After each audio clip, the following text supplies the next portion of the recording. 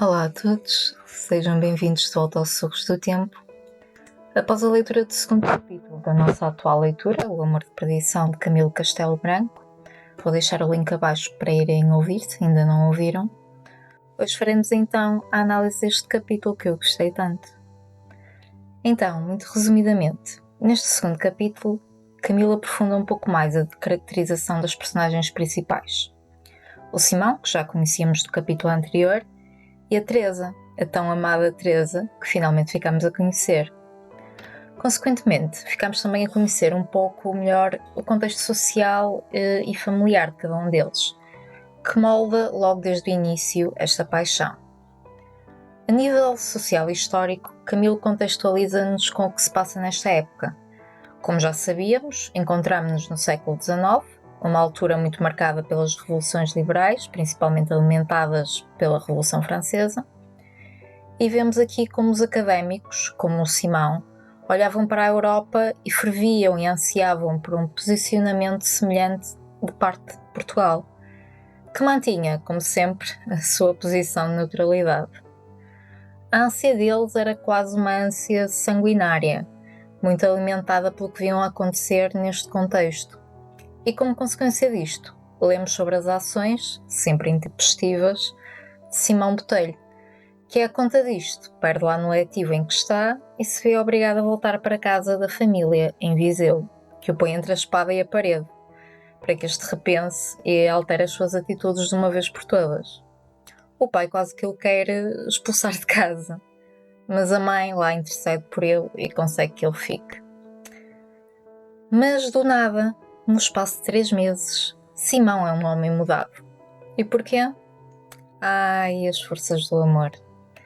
Nada tem mais poder transformador que o amor. E Simão que o diga.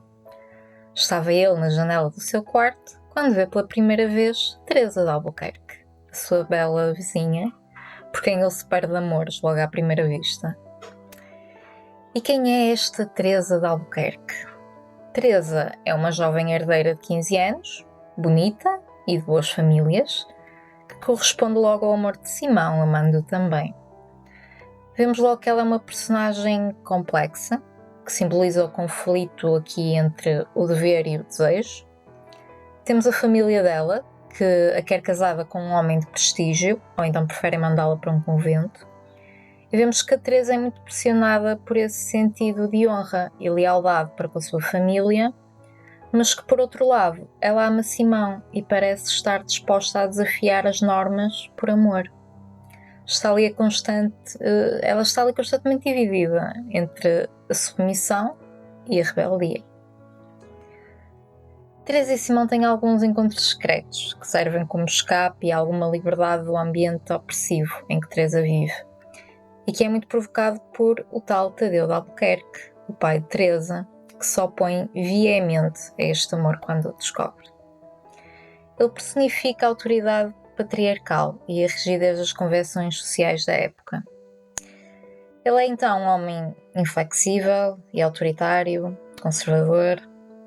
Ameaça logo que manda a filha para um convento se esta perseguir o amor que sente por Simão. A oposição, mais do que uma oposição contra o Simão, resulta de um conflito maior entre a velha aristocracia e as ideias liberais que estão a emergir. Esta união poria em causa o status social da família Albuquerque, e por este motivo sentimos que a casa de Teresa é quase como uma prisão para ela, devido a esta opressão constante que ela tem sobre o pai. Em suma, o tema principal deste segundo capítulo é sem dúvida como o amor, apesar de possuir esta força avassaladora, exige um sacrifício para o qual temos de estar preparados para enfrentar. Teresa e Simão amam-se verdadeiramente, mas têm consciência que esse amor exige sacrifícios de ambas as partes e que se pode, em última instância, trazer um rompimento com as suas famílias e com a aceitação da sociedade em que vivem. E aqui temos a rivalidade do dever versus o desejo, que acho que é principalmente sentida por Teresa. Ela está claramente dividida entre o dever para com a sua família e o seu desejo por Simão. E qual deles irá ganhar? Teremos de continuar a ler para descobrir. Quanto à escrita de Camilo, neste capítulo, vemos que está muito presente uma intercalação entre a descrição dos eventos e momentos introspectivos dos sentimentos e pensamentos das personagens, o que nos permite conhecer melhor as complexidades de cada um e dos dilemas que enfrentam. E um desses momentos introspectivos de Camilo resulta no meu parágrafo preferido deste capítulo. E, passo a citá-lo: os poetas cansam-nos a paciência a falarem do amor da mulher aos 15 anos, como paixão perigosa, única e inflexível. Alguns prosadores de romances dizem o mesmo, enganam-se ambos. O amor aos 15 é uma brincadeira, é a última manifestação do amor às bonecas. É a tentativa da avezinha que ensaia o voo fora do ninho, sempre com os olhos fitos na ave-mãe, que está da fronte próxima chamando. Tanto sabe a primeira o que é amar muito, como a segunda o que é voar para longe.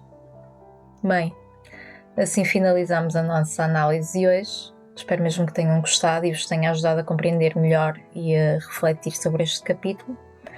Como tal, não se esqueçam de deixar gosto, comentarem abaixo as vossas opiniões e partilharem este episódio com os vossos amigos e família. E, mesmo muito importante, subscrevam o canal. É muito importante não só para não perderem nenhum episódio do podcast, mas também para que este projeto possa crescer. Se me ouviram até aqui, um sincero obrigada e vemo-nos amanhã no novo episódio. Obrigada!